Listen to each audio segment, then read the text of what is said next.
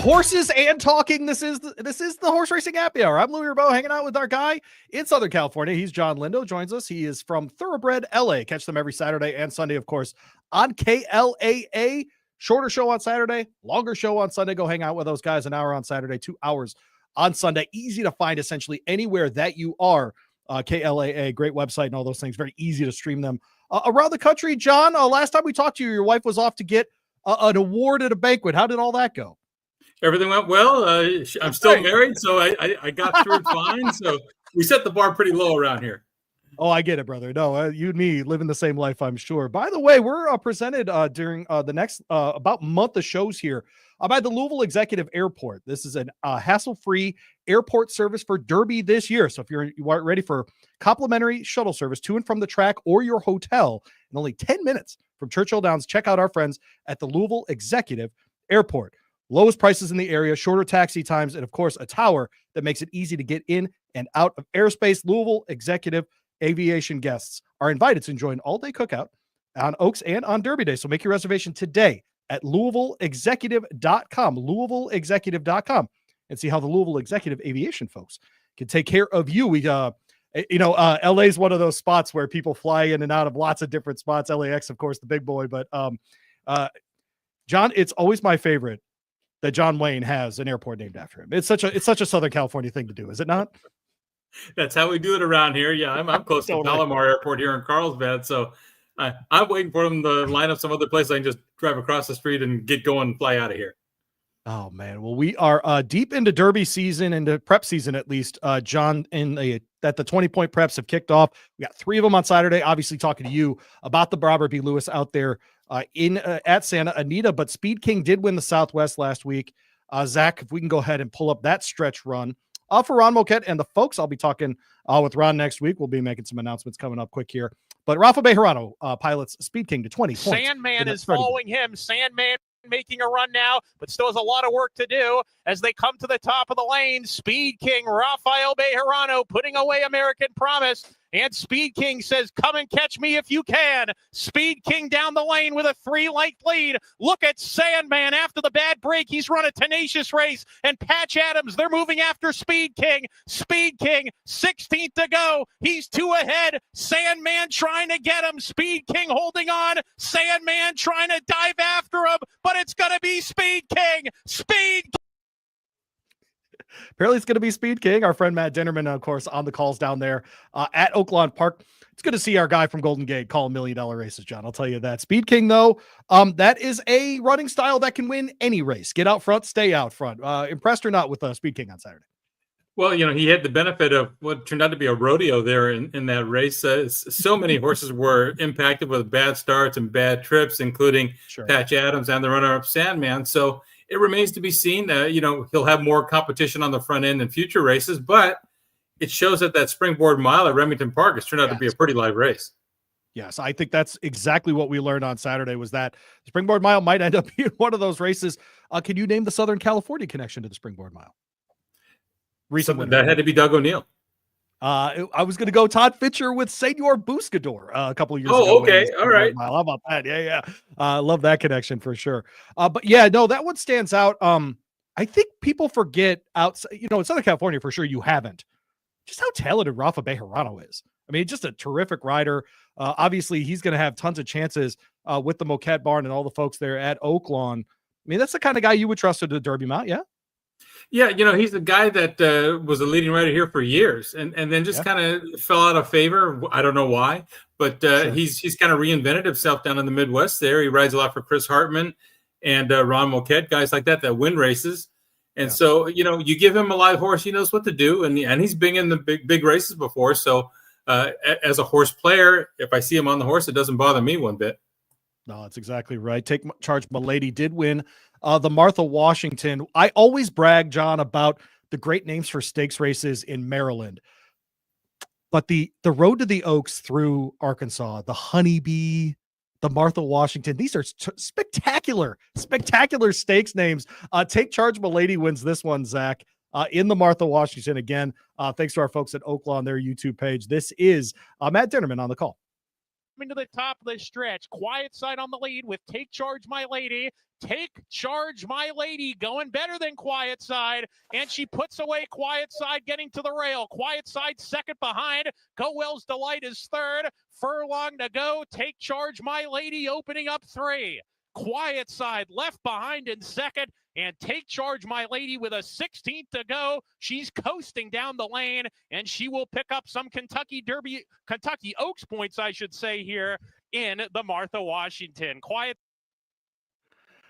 It stands out to me, John, in that run, how composed, and he mentioned it, coasting in the stretch. She looks so comfortable coming off of that second turn. That's really what stood out to me about her performance there. Take Charge My Lady in this version of the Martha Washington is just how good she looked in the stretch. Yeah, she got a good trip, and I don't know how many jockey mounts the people of Quiet Side had to pay, because there were about 4 guys riding a beater there, keeping her blocked in behind horses and locked. I mean, everything that they could do. So I'm willing to give her a little bit of a hall pass there, although she just seemed to want to run second and third a lot, but she had her excuses in that race. Outside of what we've seen in the Martha Washington, do you happen to have an Oaks favorite? Is there one that stands out to you? Obviously, the defection of Immersive, excuse me. We'll see her this summer. I talked to Brad Cox about a week and a half ago, and essentially, the timing stinks. She needs about 3 months away, and it just is what it is. Does anyone else stand out on that trail for you, John? Well, Godolphin has, I think, 4 or 5 really good fillies. I don't know which one, but I think one of them is I wouldn't want to go against the Godolphin Blue right now based on what I've seen. We've got the Lost Version. It's Santa Anita on Sunday. We'll see if Temma steps up again. She's a grade 1 and grade 2 winner already, but you have to remember her worst race was on the Santa Anita main track, and that's where that race is going to be held on Saturday or Sunday. So we'll see what happens there, but I tell you, Brad Cox and the Godolphin, they've got a juggernaut of good fillies this year. No question about it. I think the only other horse I would mention in here is Simply Joking. She won most recently under Jaime Torres at Fairgrounds. Started her in a stakes race over 6 furlongs. She wins, comes back, wins her prep there on the comp day. Whit Beckman got Anna Marie to the Derby, and I think really maximized that horse last year. Could he do it on the filly side, get a horse to the Oaks and maximize her year? I don't know, but we might be watching a guy grow up in front of us with Whit Beckman. And so I think that would be the other one that I would mention, John. He's a good young horseman, and you're right. He's jumped into the big stage, and it hasn't been too big for him. So he's definitely got to watch. And, I don't know how many horses he has. We don't see him out here in Southern California. Sure. But with whatever he's got, they're running. Yeah, no, the concentration of quality in his barn is pretty remarkable, frankly, for where he's at in his career. I totally agree. It is something to watch. He's been really an enjoyable addition to our scene around here. Do you happen? I mean, it's always a silly favorite, but or a question at this point. Do you have a Derby favorite at this point? Maybe someone that's based in Southern California that you like, or otherwise. From what I've seen, and again, it's really early. I want to see what happens when Sovereignty returns for Bill Mott. I really liked what I saw from him last year. I want to see him around 2 turns. I think the last race was a 1-turn mile at Churchill Downs, so we want to see what happens when he goes longer. But he's got that burst, that acceleration, and he showed me a lot last year. He's the horse that I'm watching. I don't know when he's scheduled to return, but I'll definitely be watching him when he comes back. Yeah, Son of Into Mischief, of course, as you mentioned, won that 1-turn mile race there at Churchill Downs. Yeah, Sovereignty was interesting. He made me look really smart because he was a maiden going into that one. And so it broke from the outside. No problem there. Won easily coming off the turf, frankly, for that one. Yeah, it's an interesting class this year, John. And I think we get to, end of January, early February, and we start to say, okay, who as a 2-year-old can translate that form to this year? And who are these new shooters going to be that we see do their best running at 3 or later, whatever it might be? And is there a guy other than Sovereignty that stands out from last year, or are you looking more at the horses that have done a lot of their work most recently? Maybe a Barnes from last year even? Is he a kind of horse you think can keep it going? Well, obviously he's going to have a lot of eyes on him just because of the price tag. And again, he's up to 7 furlongs. He's working now. He'll run, I think, next in either the Rebel down at Oaklawn or the San Felipe here in California. I'm not sure where Bob Baffert's going to point him. We've got several horses out here. What you're looking for, I just want to see somebody that jumps forward from 2 to 3. The 2-year-old form is great, but you need to move forward. And there's some horses out here. We saw Journalism win the Los Alamitos Futurity. He got a little bit sick after that race, so he is not in the race this weekend at Santa Anita. But he's back working again, so he'll probably make the next dance. And we have another one that's in the race. Bob Baffert's got 3 of the 5 horses here at Santa Anita. But the 2-year-old champ, Citizen Bull, he's good, but he still has to move forward. Yeah, we're going to see on Saturday if he's in that group for sure. Jon Lindo with us here on the Horse Racing Happy Hour. Jon Lindo 60 on the Twitter if you want to go find John over there as well. We saw White Abarrio win over the weekend in the Pegasus, John, and something that you and I have talked about, and I've talked about with lots of guests, is how excited I am personally for that older dirt male class finally getting a bunch of returning 3-year-olds for 4-year-old campaigns, plus a horse like White Abarrio, other horses that were in that Pegasus group. How good do you think White Abarrio can be this year? Can he win older dirt male? Do you think that's a possibility? I think there's more upside for horses like the 3 turning 4, Sierra Leone, Fierceness, horses like that. And we'll see them, down the line. But on his best day, we know how good White Abarrio is. And he looked like he's back at his best. And I was really happy for trainer Safi Joseph. He's the guy that had to go through a temporary ban at Churchill Downs. And because of that, that was in 2023. He lost this horse. They went to Rick Dutrow, who ended up winning a Breeders' Cup Classic with him. He got the horse back after he went off form, and he's got him back now to win in the Pegasus. So he got rewarded. And, for a guy that was reinstated a couple weeks after that ban and he lost his best horse, you didn't hear any barking or complaining. He just went with it and did it, and he got rewarded last weekend. Yeah, one of my favorite interviews to do all the time. Best man bun chest hair combination in horse racing. That's right. His name is Safi Joseph Jr. Jon Lindo with us. We'll move on to the handicapping. Now we're going to do the middle 6 races, 3 through 8 at Santa Anita. It's just how the card worked out this weekend. We'll get into takeout rates and different things to look for as you move forward. But we are presented today, and we will be going forward with these California shows by AmWager. So get the AmWager Edge online betting platform designed for horse players, by horse players. It delivers speed, power, top tier features, predictive true odds, conditional wagering. So if you're doing a win bet or you're trying to pick 6, whatever it is, anything in between, bet smarter and bet with our friends at AmWager. They have a deposit match up to $150 right now at 100% of your deposit at amwager.com. amwager.com. Get your edge with our friends at AmWager. We start with race 3, John, on Saturday. It's a Santa Monica. Been running this forever. Grade 2 out there. 7 furlong sprint for fillies and mares 4 and up. You mentioned Baffert having 3 in the next race. He's got 3 in this one. He has 6 of the 9 runners in the 2 races between race 3 and race 4. I wrote down in my notes that I'm interested to see Kopi on here because she is the Mandela in the group.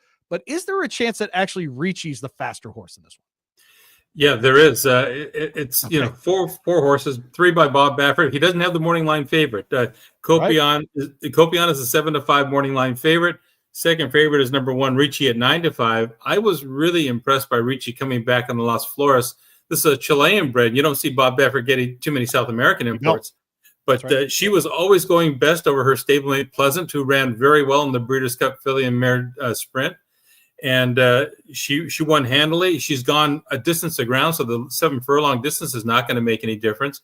Now, she draws the rail in a 4-horse field, and we know these races get tactical when you have a small field. Hope Road is her stablemate Dexter. Copion's 3, and on the outside is Splendora, who was second in the La Brea, the Grade 1, to Copion opening day at Santa Anita. It's a good field, but I do think Ricci has the most upside. Copion is the one to beat. She won at 37-1 in the La Brea, but I don't think it was a fluke. If you look at her record, her only 2 bad races were around 2 turns. Around 1 turn, she's unbeaten. And so she got back to sprinting last time. That was a 7 furlong race. Saturday is a 7 furlong race. And she's outside where she can be tactical. So Ricci over Copion here. Splendora ran well against Copion, has a chance to improve. Hope Road was disappointing last time. And I just don't know where she's at as far as her form cycle. She looks like she's a little bit dull and kind of tailed off a little bit. Kazushi Kimura was aboard for the last race on 2 of these riders, obviously unavailable right now. So we will see a jockey change on several. Do you like the move? Is Copion, is Freysu a good rider for Copion, you think? Yeah, I think so. She's pretty easy to ride because she'll put herself in the race and you don't have to really get after her. And she tries, and she's come back to work well out of that La Brea win. in a 4-horse field, just don't get blocked and take your best shot and see if you got the best filly. Hope rode with a bullet last out. Do you lean on workouts at Santa Anita as part of your handicapping? Sure, absolutely. But Bob Baffert horses are going to work fast. We know that they work fast because they run fast, and a lot of those works are elimination heats in the morning against his other horses. So he's not putting them in the entries until they're ready to go. By the way, no matter where you're listening from, if you ever want to comment on the show, you are definitely welcome to do that. Diane pointing out that John's a great handicapper, a couple grand on one of his pick threes a couple years ago. So there you go. And I'm not related to her. That's good. Hey, right. That would be great. Your wife just texted, John's the best handicapper I know. You're on the horse racing happy hour. That'd be great. I would love that stuff. All right. We move on to the race of the day. It is the Robert B. Lewis. This is the Derby prep here, John, which means, of course, that I had to come up with a silly name for our contenders or non-contenders in this race. We're getting close to Valentine's Day. Do you have a Valentine's Day ritual at your house, young Jon Lindo? I've been told happy wife, happy life.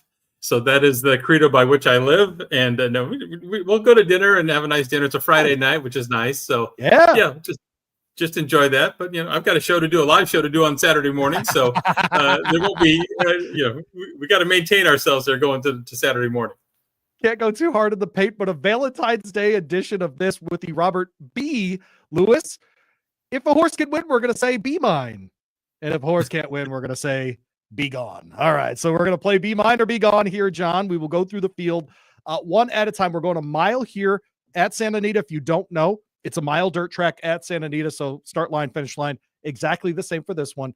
It is a grade 3, $200,000 though in the kid for this one.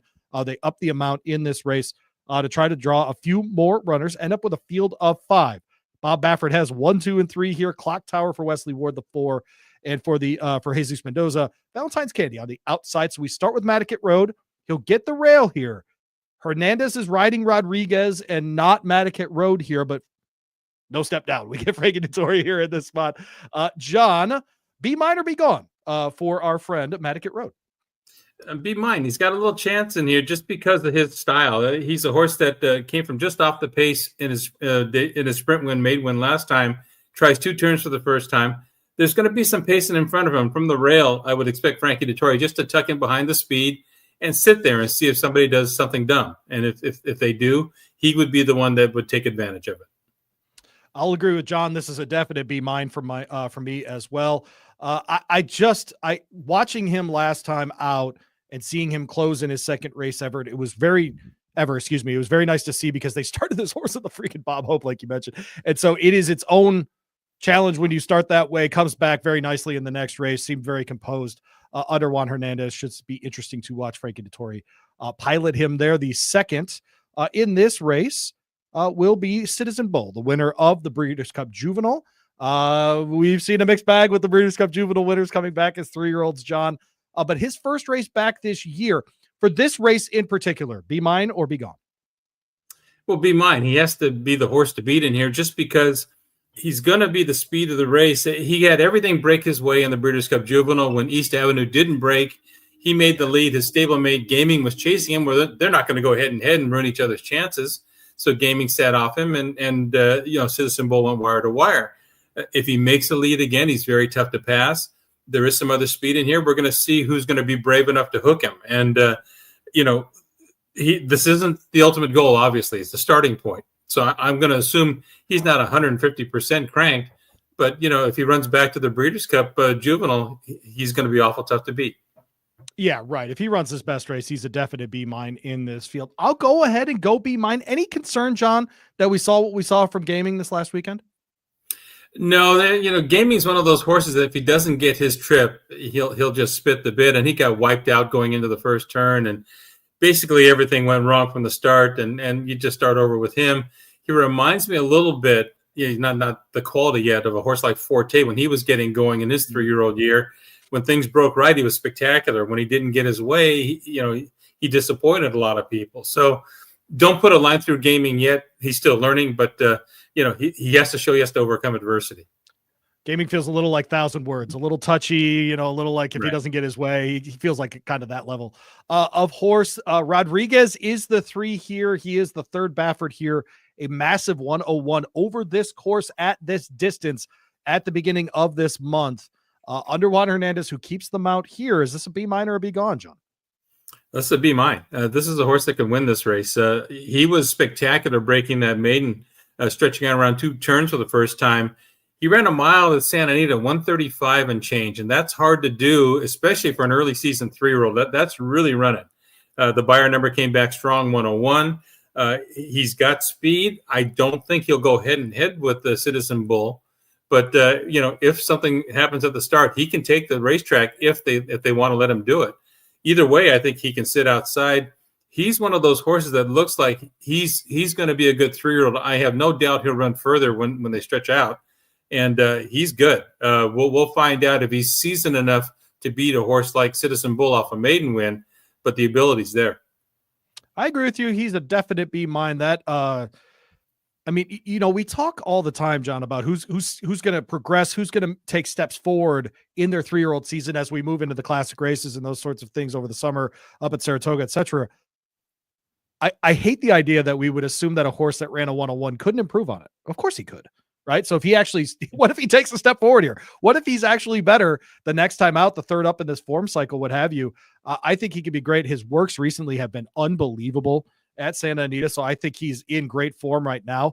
What's funny is I could see this being one of the horses that wins the Santa Anita Derby, but he's not one of the major players in the Kentucky Derby itself. Maybe he gets his best races in April rather than in May, but I think absolutely a must use here. A son of Authentic, by the way, who was running in the first thing I was ever credentialed for, Kentucky Derby in 2018. Clock Tower is in the 4-hole here. Gerardo Corrales making the trip. I love it. For Wesley Ward here, last seen in the mile at Del Mar, last out on the turf, making the switch to dirt, which Wesley Ward does as well as anyone in the entire United States, 26%. Is this a B minor or B gone here, John? I'm going to say it'd be gone just the way the race comes up. Now, this is a very good horse. He won the Cecil B. DeMille on the grass, wire to wire, and he really ran the last quarter mile at Del Mar. And he does have dirt experience. Yes. He ran second in his only dirt start. He's got speed, and he's going to be the key to the race, at least as far as Citizen Bull is concerned, because I think this is the horse that's going to make Citizen Bull run early, and they'll have to make a decision. I would assume Martin Garcia on Citizen Bull is going to hold the rail and just go and make sure nobody gets in front of him. But Clock Tower is fast. I just don't know if he's the same horse on dirt quality-wise as he is on turf. And he'll make these other horses run. Bob Baffert, if they go after him, Bob Baffert will hit him with, number 2 or number 3. He's got 3 shots at these horses. I just think Clock Tower is the best shot of the non-Baffert horses to win it, but I think he's up against it here. I think he's up against it as well. And what's interesting is what he does well, someone else does better than him. And I think Citizen Bull is going to be faster on the front than he is, right? And I think that's an issue. I also think Rodriguez is faster than he is, right? And so I think there's a bunch of competition there. With his running style and with the fact that we're going to have 3 up front, does it set up for Matticat Road? Well, he's the one that if depending on what the others do in the small field, he's the one that's going to sit right behind them and just hoping 2 or 3 of them hook up early. If they end up lining up going, somebody shakes loose, then he's in trouble. But Matticat Road is the one that benefits if they get hooked up front. The California bred Valentine's Candy is in the 5-hole here for Jesus Mendoza. Did win in a maiden 50 at Los Al, going 6.5. 2 back. They tried him in a black type last out at Los Al as well, going a mile. And he was up the track a bit, but I don't think was a bad showing for him. But John, I'm just going to go ahead and put Be Gone on the screen right now because I just don't think he's of that level. Any speculation about the motivation to make sure we had 5 for a Derby prep? No, I think that's exactly what it was. He made 5 for the race, I don't know. If place in a $200,000 race ain't the end of the world. You're still going to get $4,000 for the race. Right, exactly. And, hats off to Jesus Mendoza, throw his hat in the ring there to make the race at least go. So, it's tough finding guys going for the white-haired guy here in California. Has Jesus has he had a stake starter? Actually, I can't find one. He's been around a long, long time. Okay, He's based on Los Alamitos, has a couple of horses. He's had some decent horses. Yeah, okay. All right, well, there you go. All right, well, that was the Robert B. Lewis. We continue our venture through the middle part of the Santa Anita Saturday card. His name's Jon Lindo. I'm Louie Rabeau. This is the Horse Racing Happy Hour. Thanks for hanging out with us here. No matter how you're hanging out, we move to a downhill turf race in race 5. 6.5 furlongs, of course, out there. Optional claimer, $50,000 price for the claim. $61,000 purses for fillies and mares. 4 and up, all the filly and mare races, by the way, coming up here, a ton of them in a row out there at Santa Anita. John, you know what stood out to me? You're going through the past performances, looking at some of the replays on this race, was no one has won on this course in this field. And that makes it interesting, doesn't it? Yeah, that's very, very bettable. Because this is this early pick 5, and takeout rates are what they are at different tracks. The early pick 5 at Santa Anita has a very playable takeout percentage. And frankly, with the 2 stakes early on, you might be looking at this is a terrific close to the pick 5. Right. You better find a price here because those 2 stakes races could be very chalky. And I love the downhill turf sprints. There's nothing like it. And this is a wide open race. Take a long look at number 3, Duly Noted in here. This is a Calbred facing older open company. She's undefeated. She's 4 for 4. She beat a really good filly last time up at Pleasanton on the dirt. She's by Grayson, who gets an awful lot of turf stakes horses. She's related to 2 stakes winners. She's got the right style for the hill, and that she'll just stalk, and she finishes every time. She's a very honest filly. Tim McKenna's hit the ground running with this horse from Northern California down at Santa Anita. She's 12-1 on the program, and she shouldn't be. She's a very honest filly. She's a fit in here. I think number 4, Wordplay. We see a lot of horses going a mile, cutting back down the hill, and that's a really good angle. They're fit coming out of those mile races. You can just drop the reins and let them run and run down to the wire. I think Wordplay is going to like cutting back in distance here. The inside horse, number 1, Source, comes in for Graham Motion, gets Juan Hernandez here. Another one shortening up out of a route race. I don't know how good she is, but why is she here? I don't think he sent her here for a free lunch, so I got to think that she fits in here too. And she's 9-2 on the program. It's a wide open race, but the value to me is the first time turf horse, the number 3, Duly Noted in here. I'm interested in Not a Sinner, who has finished second going this course twice in 3 runs with a 3rd place finish as well. Many of those in maiden races, but she did break her maiden going 6 furlongs at Santa Anita before. They tried her at a mile last out over 2 turns. Did not like it at Del Mar. Did get part of the lead. I'm hoping under Kyle Frey, maybe she'll just get a good jump. And frankly, being in the 11 on that downhill turf course ain't the end of the world. So she'll be okay breaking from the outside. Well, keep an eye on one filly in there, Louie. Mysticism, number 10 on the program. 10. She's kind of a runoff. She wants to go as fast as far as she can. They put blinkers on her. I think she's going to set a blistering pace in here. I don't know if Mike Smith can actually rate this filly. I think they're just going to try and open up 5 or 6 and see if she gets to the wire. So I think no matter what, if you want somebody near the pace, they got to get by this filly early. It's an interesting race. It really is, man. I'm pretty fascinated by it.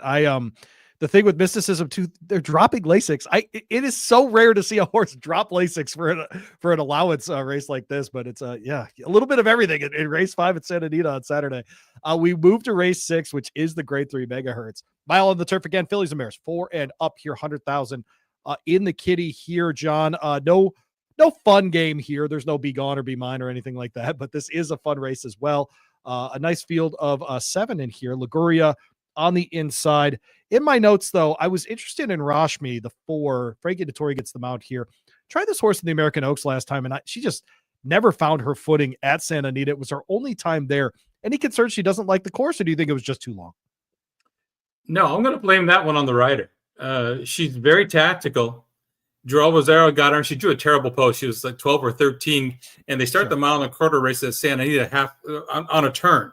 So he either has to go or take back. He took her back to dead last, and that's not her style.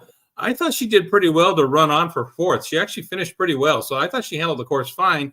I just think conditions were up against her. She drops in class, cuts back to a mile, which is in her wheelhouse.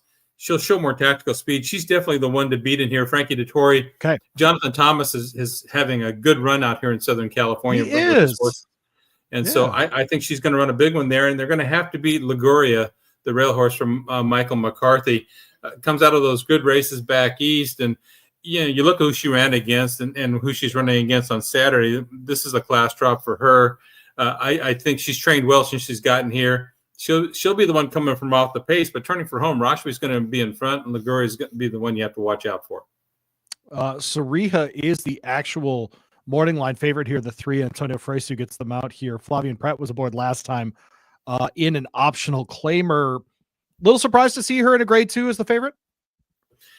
Well, this is a grade 3, and the problem is, she just won the non-winners twice. Where do you go in California? They don't have non-winners 3. You try the stakes races or you run for a tag, and so it makes sense they try her here. She's as good as she's ever been. I don't know if it's good enough to beat these kind of fillies. Mahina, the 6, is 4 for 9 lifetime at the distance. Frankly, was right there last out at a mile and an eighth. You give her much of a shot here? She loves the Santa Anita course. She loves this turf course. She loves 1 mile for that. And you have Hector Barrios, who rides this turf course as well as anybody. She'll be running on late. I think she's got a chance to hit the board. I don't know if she's going to good enough to win a grade 3, although she was in the photo last time. But this is a definite filly that's a horse for the course. And just for that reason, I can't throw her out. All right. That was the grade 3 megahertz, which of course is race 6 on Saturday. We moved to race 7. It's an optional claimer. Again, 6 furlongs on the dirt. And guess what? Non-2 lifers and for 4-year-olds and up. How about that? We're going 6 furlongs here, John. Any track biases that you've noticed now that we're a solid month into the season there? The rail has not been any good sprinting. I don't know if they've had a winner yet coming off the rail sprinting at Santa Anita. Wow. It was obviously different on Sunday when we had the rain. Throw that whole day as far as trying to handicap out. Just if they go back to the normal Santa Anita dirt track, you're going to have to be miles the best to win from the fence. Okay. So in this race, Kingdom Heart draws the inside. They don't think much of him at 15-1. But Slider's in the 2-hole here. I'm interested in that horse. I landed, though, on the 5 Pilot Commander. I'm just kidding. Can Slider beat Pilot Commander in this spot? I think Slider's going to get first run. I tried Slider last time, and I couldn't make an excuse why he got beat. They went fast early. The half mile was 43 and change, so they were rocking and rolling. But he didn't show me a lot of fight down the lane when he got headed.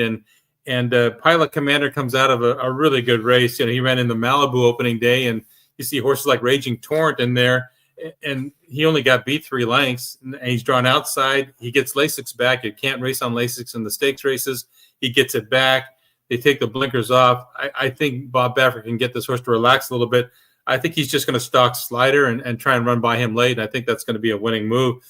There's no great shakes here. He's 3-5 on the program for a reason. I think he's a single in the rolling bets. Is this the guy that if you're going to make money, and I mean money, you got to beat this horse essentially in your wagers and in multi-ragers? Yeah, if you want to hit the late pick 5 at a number, if you beat this guy, it goes up exponentially. This is the logical single in that sequence. The late pick 3 does start with race 8. It is the grade 3 Thunder Road. Get in with us on the Thunder Road, a mile here for 4 and up. This is the guy's version of this race. Air Force Red is in here in the 2-hole for Leonard Powell. I like a longer shot in here in Zio Joe, who is 4 for 11 at the distance, 3 for 8 lifetime. John at Santa Anita ran in that Sea Biscuit handicap last time at Del Mar after winning in a $100,000 optional claimer at the distance at Del Mar. Do you like my long shot play? He's got the right style for the race because there's a lot of speed in here. And before we go through the horses, just one thing about the late pick 3 at Santa Anita. They changed that wagers a $3 minimum, and it's a 15% takeout. So they're trying to backload some of these lower takeout wagers at Santa Anita. This is one of them. If you like the sequence at all, I'd play the late pick 3 just because of the discounted takeout. So as far as the race goes, there's a lot of speed in here. Air Force One was supposed to run in the Turf Sprint Stakes on Sunday that was rained off the grass, so he scratched. This was plan B. He's got speed. You've got El Potente, who's a very quick horse for the Blacker stable, and he'll be up near the lead. Astronomer likes to be near the front, so Cobble Spirits on the rail, he probably has to go. I don't think anybody gets an easy lead in this race, and I think it sets up for somebody from off the pace. And I ended up on number 9, Seal Team. You look at his running lines, and he ended up getting out finished last time, but that was by Johannes and the Ramon horse, who ran very well in the Pegasus. Yes, right. Yep. So those are legit horses he was running against there. I think 1 mile is good for him. The pace is right for him. I would expect him to come back with a big one in this spot. Zio Joe's the kind of horse that maybe I would use for second or third in the exactas or tries. I don't know if he's the quality of Seal Team. And El Potente, one thing about it, he's probably the most rateable of the speed horses. If they go fast, I think maybe Hector Barrios can get off of them a little bit. He ran a very good race in a fast race. He was laying second or third, a couple back. So he's probably the most rateable. I made the race Seal Team over El Potente.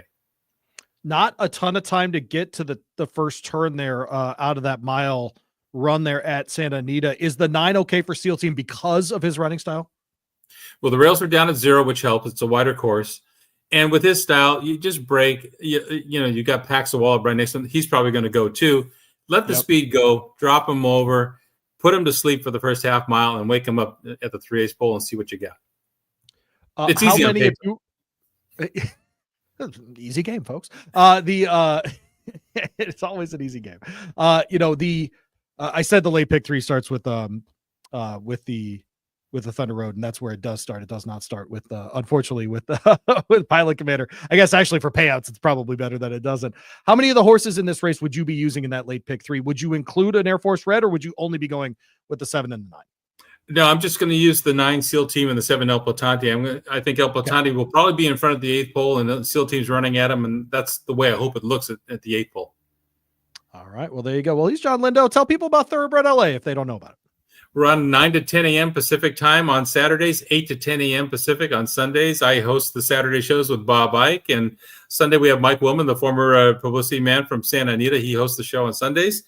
Yes, interviews. We try, and we've got handicappers from around the country making selections. And we're like you guys. We just want to cash a ticket. So we're going to try and do that and update everybody on the news. Always a lot of things going on. We'll talk about what's happening in Northern California with the fairs and everything else on Saturday.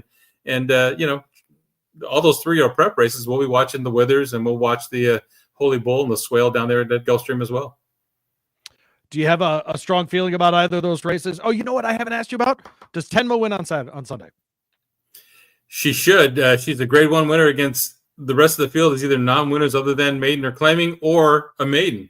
So the only thing that worries me is that she hated the Santa Anita dirt last fall. She ran like it. She's back on the Santa Anita dirt. Maybe she's the better horse now.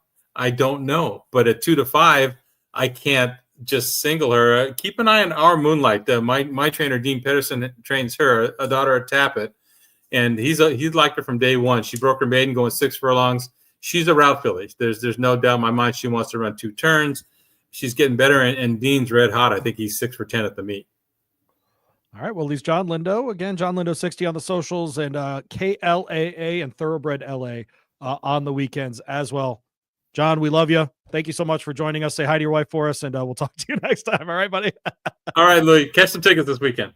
All right, buddy. See you, John. There you go. Little Jon Lindo there in Carlsbad. We appreciate him joining the horse racing happy hour this week. Again, this week presented by our friends at the Louisville Executive Airport and Louisville Executive Aviation. Hassle-free trip to the Derby this year. Enjoy that complimentary shuttle service to and from your hotel or the track in only 10 minutes from Churchill Downs. They offer lowest prices in the area, short taxi times, and a tower that makes it easy to get in and out of airspace. So go check them out, LouisvilleExecutive.com. That's LouisvilleExecutive.com, and see how easy it can be for your ultimate aviation partner here in Louisville. They're even doing a cookout all day on Oaks and Derby, people. It's going to be fantastic. We bring in producer Zach for no reason at all, other than he looks great. Your hair looks great. I hate you. How are things going? You doing all right? Doing well. Yeah. We finally got back to Texas weather, so it's 67 degrees and raining, which Sounds is nice, reasonable. Yeah, right.